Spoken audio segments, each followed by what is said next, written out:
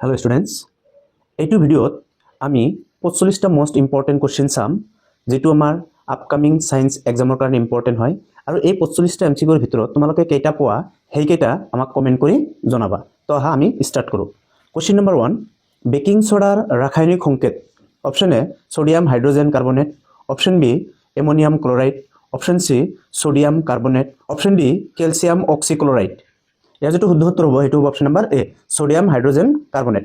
Question number 2 দেখা, zinc oxide plus carbon, এটো কি হৈছে জিংক প্লাছ কাৰ্বন মনোক্সাইড। এই বিক্ৰিয়াত জাৰিত আৰু বিজাৰিত পদাৰ্থ দুটা ক্ৰমে option A zinc oxide comma carbon, option B zinc comma carbon monoxide, option C zinc oxide comma carbon monoxide, option D carbon zinc oxide. তো ইয়াৰ যেটো শুদ্ধ উত্তৰ হ'ব সেইটো হ'ব অপশ্যন নম্বৰ ডি। এতিয়া চাওক কুৱেশ্যন নম্বৰ 3, পৰা চূণে পানীৰ লগত কৰা বিক্ৰিয়াটো তলৰ কোনটো বিক্ৰিয়াৰ উদাহৰণ? অপশ্যন এ সংযোজন, অপশ্যন বি বিযোজন, অপশ্যন সি তাপবৰ্জি, অপশ্যন ডি এ আৰু সি। তো ইয়াৰ যেটো শুদ্ধ উত্তৰ হ'ব সেইটো হ'ব option number D. Question number 4 দেখা, কপাৰৰ ক্ষয় ভৱন ঘটিলে কপাৰৰ সামগ্ৰীৰ পৃষ্ঠত কেনে বৰণৰ চামনি পৰে? অপশ্যন এ কলা, অপশ্যন বি মুগা, অপশ্যন সি সেউজীয়া, অপশ্যন ডি ৰঙা। ইয়াৰ যেটো শুদ্ধ উত্তৰ হ'ব সেইটো হ'ব অপশ্যন নম্বৰ সি। এতিয়া কুৱেশ্যন নম্বৰ 5, দাবী এ লোৰ বস্তুত ৰং লগোৱা হয় যাতে মামৰে ধৰাৰ পৰা ৰক্ষা কৰিব পাৰি। কাৰণ আৰু দেখা, ৰঙৰ প্ৰলেপ লোৰ পৃষ্ঠভাগক বায়ু আৰু জলীয় ভাগৰ সংস্পৰ্শলৈ অহাত বাধা দিয়ে। অপশ্যন এ আৰু আৰ দুয়োটাই সত্য আৰু আৰ হৈছে এৰ সঠিক ব্যাখ্যা। অপশ্যন বি এ আৰু আৰ দুয়োটাই সত্য কিন্তু আৰ এৰ সঠিক ব্যাখ্যা নহয়।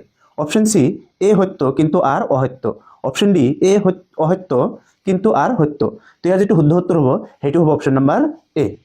এতিয়া কুৱেশ্যন নম্বৰ 6 দেখা, দাবী এ আমাৰ মুখৰ pH 5.5তকৈ কম হ'লে দাঁতৰ অৱক্ষয় আৰম্ভ হয়।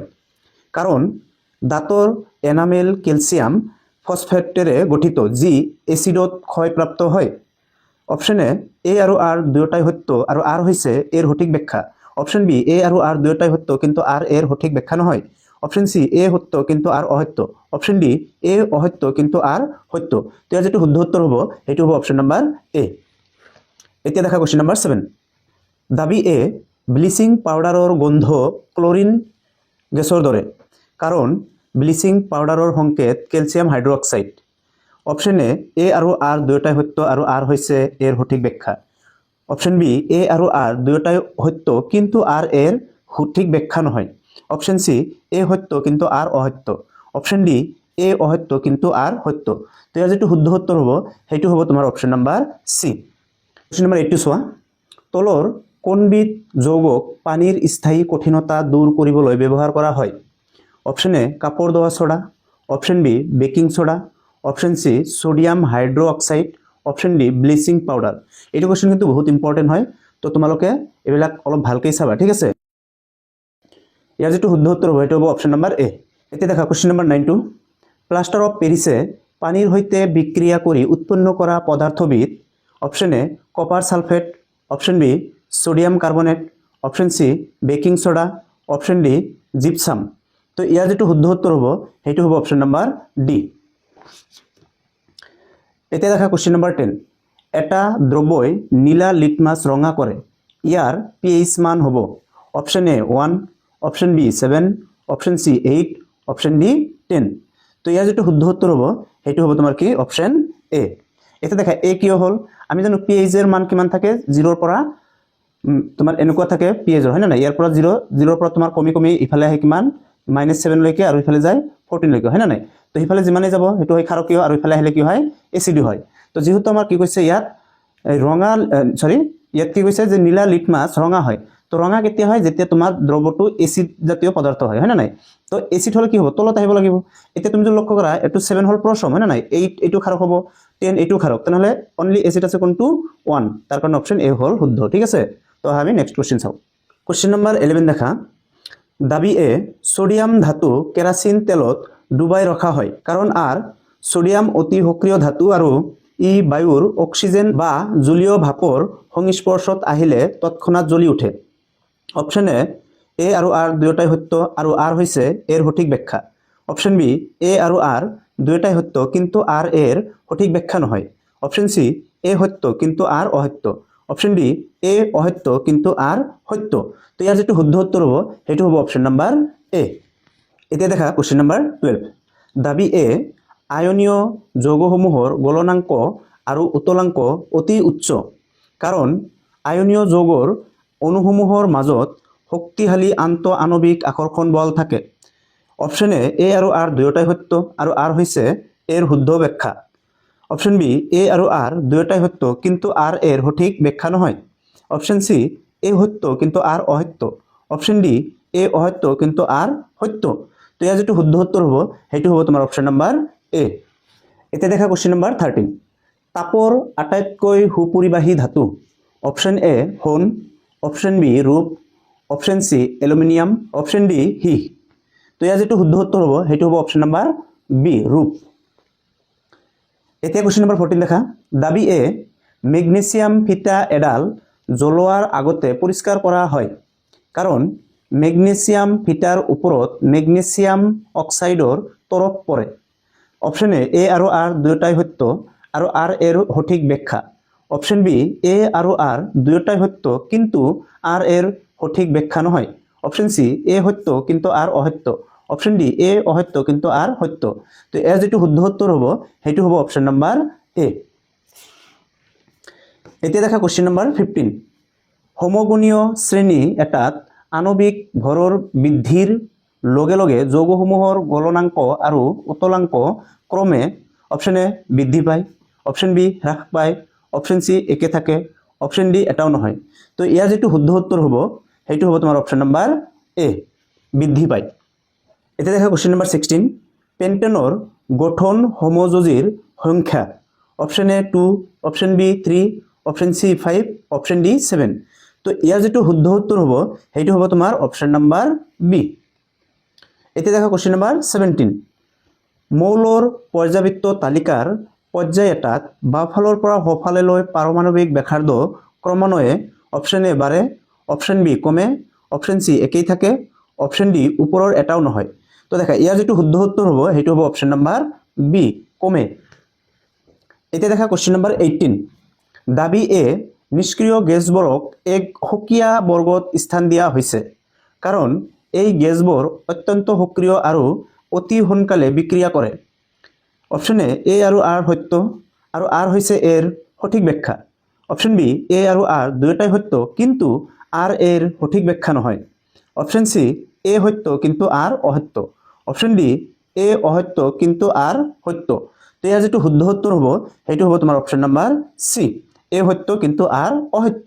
এতিয়া কোশ্চেন নাম্বাৰ 19 টো চোৱা। আমাৰ মুখ গহ্বৰত থকা গ্ৰন্থিয়ে নিঃসৰণ কৰা উৎসেচকবিধ। Option A lipase, option B pepsin, option C trypsin, option D লালটি এমাইলেজ। তো ইয়াৰ যেটো শুদ্ধ উত্তৰ হ'ব সেইটো হ'ব অপশন নাম্বাৰ ডি লালটি এমাইলেজ। এতিয়া দেখা কোশ্চেন নাম্বাৰ 20। পাকস্থলী গ্ৰন্থিয়ে নিঃসৰণ কৰা উৎসেচকবিধ। Option A pepsin, option B trypsin, option C লালটি এমাইলেজ, অপশন ডি লাইপেজ। তো ইয়াৰ যেটো শুদ্ধ উত্তৰ হ'ব সেইটো হ'ব তোমাৰ অপশন নাম্বাৰ এ পেপচিন। এতিয়া দেখা কোশ্চেন নাম্বাৰ 21। তলৰ কোনটো গ্ৰন্থি আমাৰ শৰীৰত হাইড্ৰক্লৰিক এচিড নিঃসৰণৰ লগত জড়িত? অপশন এ লালটি গ্ৰন্থি, অপশন বি আন্ত্ৰিক গ্ৰন্থি, অপশন সি পাকস্থলী গ্ৰন্থি, অপশন ডি যকৃত। তো ইয়াৰ যেটো শুদ্ধ উত্তৰ হ'ব সেইটো হ'ব তোমাৰ অপশন নাম্বাৰ সি পাকস্থলী গ্ৰন্থি। এতিয়া দেখা কোশ্চেন নাম্বাৰ 22। আমাৰ মস্তিষ্কৰ স্পৰ্শ, গন্ধ, সোৱাদ আৰু দৃষ্টিৰ সংবেদন গ্ৰহণ কৰা অংগটি হ'ল? Option A medulla, option B cerebellum, option C মধ্য মস্তিষ্ক, অপশন ডি প্ৰমস্তিষ্ক। তো ইয়াৰ যেটো শুদ্ধ উত্তৰ হ'ব সেইটো হ'ব অপশন নাম্বাৰ ডি। এতিয়া দেখা কোশ্চেন নাম্বাৰ 23। দাবী এ উদ্ভিদৰ জাইলেম কলাৰ জৰিয়তে পানীৰ পৰিবহণ ঘটে কাৰণ জাইলেম কলাত খাদ্যৰ পৰিবহণৰ বাবে শক্তি এটিপি ব্যৱহাৰ হয়।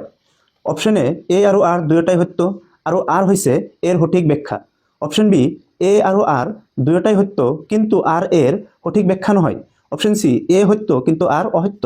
অপশন ডি এ অসত্য কিন্তু আৰ সত্য। তো ইয়াৰ যেটো শুদ্ধ উত্তৰ হ'ব সেইটো হ'ব তোমাৰ অপশন নাম্বাৰ সি এ সত্য কিন্তু আৰ অসত্য। এতিয়া দেখা কোশ্চেন নাম্বাৰ 24। দাবী এ মানুহৰ সন্তানৰ লিংগ নিৰ্ধাৰণৰ বাবে মাতৃ দায়বদ্ধ কাৰণ আৰ মহিলাৰ দেহত এজোৰ এক্স ক্ৰমজম XX থাকে। তো অপশ্যন এ আৰু আৰ দুয়োটাই সত্য আৰু আৰ হৈছে এৰ সঠিক ব্যাখ্যা। অপশ্যন বি এ আৰু আৰ দুয়োটাই সত্য কিন্তু আৰ এৰ সঠিক ব্যাখ্যা নহয়। অপশ্যন সি এ সত্য কিন্তু আৰ অসত্য। অপশ্যন ডি এ অসত্য কিন্তু আৰ সত্য। তো ইয়াৰ যিটো শুদ্ধ উত্তৰ হ'ব সেইটো হ'ব তোমাৰ অপশ্যন নাম্বাৰ ডি, এ অসত্য কিন্তু আৰ সত্য। এতিয়া দেখা কোৱেশ্চন নাম্বাৰ 25, তলৰ কোনটো প্ৰক্ৰিয়াৰে এমিবাই প্ৰজনন কৰে? অপশ্যন এ পুনৰুৎপত্তি, অপশ্যন বি বিভংগন, অপশ্যন সি ৰেণু গঠন, অপশ্যন ডি বিভাজন। তো ইয়াৰ যিটো শুদ্ধ উত্তৰ হ'ব সেইটো হ'ব অপশ্যন নাম্বাৰ ডি। এতিয়া দেখা কোৱেশ্চন নাম্বাৰ 26, তলৰ কোনজোৰ কাৰকৰ বাবে আমি এজোপা চুটি উদ্ভিদ পাম? Option A capital T, option B capital T small T, option C small T, option D small T capital T.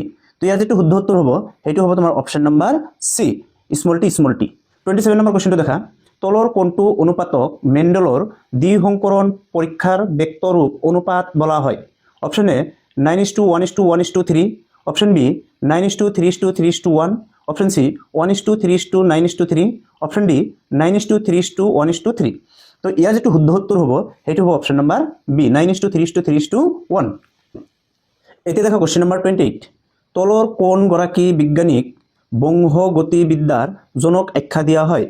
Option A Darwin, option B Johannsen, option C Bateson, option D Mendel. তো ইয়াৰ যিটো শুদ্ধ উত্তৰ হ'ব সেইটো হ'ব option number D, এইটো তোমালোকে সকলোৱে জানা। এতিয়া দেখা কোৱেশ্চন নাম্বাৰ 29, উত্তল দাপনে উৎপন্ন কৰা প্ৰতিবিম্ব? অপশ্যন এ হ্ৰদ বিবৰ্ধিত, অপশ্যন বি হ্ৰদ সংকুচিত, অপশ্যন সি অহ্ৰদ বিবৰ্ধিত, অপশ্যন ডি অহ্ৰদ সংকুচিত। তো ইয়াৰ যিটো শুদ্ধ উত্তৰ হ'ব সেইটো হ'ব অপশ্যন নাম্বাৰ ডি। গাড়ীৰ পিছলৈ চোৱা দাপন হিচাপে ব্যৱহাৰ কৰা হয়, যেটো কি আছিল উত্তল দাপন, হয় নাই? তো এইটো আমি আৰু চাব নালাগে। তো এতিয়া কোৱেশ্চন নাম্বাৰ 31 চোৱা, অৱতল দাপন এখনৰ মুখ্য ফকাছত ৰখা লক্ষ্যবস্তুৰ বাবে উৎপন্ন প্ৰতিবিম্বৰ অৱস্থান? অপশ্যন এ ভাস্কেন্দ্ৰত, অপশ্যন বি ভাস্কেন্দ্ৰৰ বাহিৰত, অপশ্যন সি অসীমত, অপশ্যন ডি মুখ্য ফকাছত। তো ইয়াৰ যিটো শুদ্ধ উত্তৰ হ'ব সেইটো হ'ব অপশ্যন নাম্বাৰ সি অসীমত। এতিয়া দেখা কোৱেশ্চন নাম্বাৰ 32, উক্তি এ দাপনৰ ফকাছ দৈৰ্ঘ্য এফ ইয়াৰ ভাঁজ ব্যাসাৰ্ধৰ আৰৰ আধা কাৰণ এফ = r/2 সম্পৰ্কটো কেৱল উত্তল দাপনৰ বাবেহে প্ৰযোজ্য। অপশ্যন এ আৰু আৰ দুয়োটাই সত্য আৰু আৰ হৈছে এৰ সঠিক ব্যাখ্যা। অপশ্যন বি এ আৰু আৰ দুয়োটাই সত্য কিন্তু আৰ এৰ সঠিক ব্যাখ্যা নহয়। অপশ্যন সি এ সত্য কিন্তু আৰ অসত্য। অপশ্যন ডি এ অসত্য কিন্তু আৰ সত্য। ইয়াৰ যিটো শুদ্ধ উত্তৰ হ'ব সেইটো হ'ব অপশ্যন নাম্বাৰ সি। এতিয়া কোৱেশ্চন নাম্বাৰ 33 দেখা, উক্তি এ এখন উত্তল দাপনক গাড়ীৰ ৰিয়াৰ ভিউ দাপন হিচাপে ব্যৱহাৰ কৰা হয় কাৰণ আৰ উত্তল দাপনে সদায় এটা থিয় আৰু সংকুচিত প্ৰতিবিম্ব গঠন কৰে যাৰ ফলত চালকজনে পিছফালৰ এক বৃহৎ এলেকা দেখা পায়। অপশ্যন এ আৰু আৰ দুয়োটাই সত্য আৰু আৰ হৈছে এৰ শুদ্ধ ব্যাখ্যা। অপশ্যন বি এ আৰু আৰ দুয়োটাই সত্য কিন্তু আৰ এৰ সঠিক ব্যাখ্যা নহয়। অপশ্যন সি এ সত্য কিন্তু আৰ অসত্য। অপশ্যন ডি এ অসত্য কিন্তু আৰ সত্য। ইয়াৰ যিটো শুদ্ধ উত্তৰ হ'ব সেইটো হ'ব তোমাৰ অপশ্যন নাম্বাৰ এ। এতিয়া দেখা কোৱেশ্চন নাম্বাৰ 34, কোনো ব্যক্তিৰ চকুৰ নিকট বিন্দু স্বাভাৱিক 25 সেন্টিমিটাৰতকৈ বেছি দূৰত্বত অৱস্থিত হ'লে তেওঁ ভগা দৃষ্টিৰ বিকাৰটো হ'ব। Option A presbyopia, option B myopia, option C hypermetropia, option D ওপৰৰ এটাও নহয়। তো ইয়াৰ যিটো শুদ্ধ উত্তৰ হ'ব সেইটো হ'ব তোমাৰ অপশ্যন নাম্বাৰ সি। বৰষুণ এজাকৰ পিছত আকাশত সৃষ্টি হোৱা ৰামধেনুৰ বাবে জড়িত পৰিঘটনাটো হ'ল অপশ্যন এ প্ৰতিফলন, অপশ্যন বি প্ৰতিহৰণ, অপশ্যন সি বিক্ষেপণ, অপশ্যন ডি বিচ্ছৰণ। তো ইয়াৰ যিটো শুদ্ধ উত্তৰ হ'ব সেইটো হ'ব অপশ্যন নাম্বাৰ ডি। এতিয়া কোৱেশ্চন নাম্বাৰ 36 দেখা, উক্তি এ তৰাবৰ তিৰবিৰাই থাকে কিন্তু গ্ৰহবৰ তিৰবিৰাই নাথাকে কাৰণ গ্ৰহবৰ পৃথিৱীৰ তুলনামূলকভাৱে ওচৰত থাকে আৰু পোহৰৰ বিস্তৃত উৎস হিচাপে কাম কৰে। অপশ্যন এ আৰু আৰ দুয়োটাই সত্য আৰু আৰ হৈছে এৰ শুদ্ধ ব্যাখ্যা।